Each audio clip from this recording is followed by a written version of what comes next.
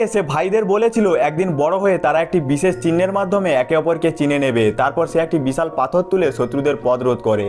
20 বছর পরে সেই তিন ভাই এখন নিজ নিজ ক্ষেত্রে সফল, একজন বিলিয়ন ডলারের মালিক সিও, একজন যুদ্ধের নায়ক আর একজন আন্তর্জাতিক পপস্টার। যখন তারা জানতে পারলো তাদের বোনের সন্ধান মিলেছে লস অ্যাঞ্জেলেসে, তখন তারা সবকিছু ফেলে রেখে তার খোঁজে বেরিয়ে পড়ল।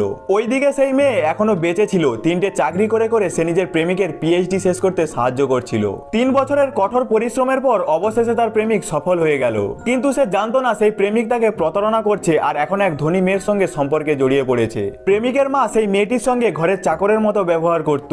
একদিন বাজার থেকে ফেরার পথে সিও আর পপস্টার ভাইয়ের গাড়ি ভূমিধসের কারণে মাঝপথে আটকে যায়। ঠিক তখনই মেয়েটি স্কুটিতে করে এসে পাথর সরাতে সাহায্য করে। তার পাথর তোলার ভঙ্গি দেখে দুই ভাইয়ের মনেই সন্দেহ জাগে, আর যখন তারা তার হাতে সেই লাল চিহ্নটা দেখতে পেল তখন তাদের বিশ্বাস আরো দৃঢ় হয়ে যায়। তারপর তার পরিচয় যাচাই করা শুরু করলো। এদিকে বাড়ি ফিরে মেয়েটি নিজের প্রেমিককে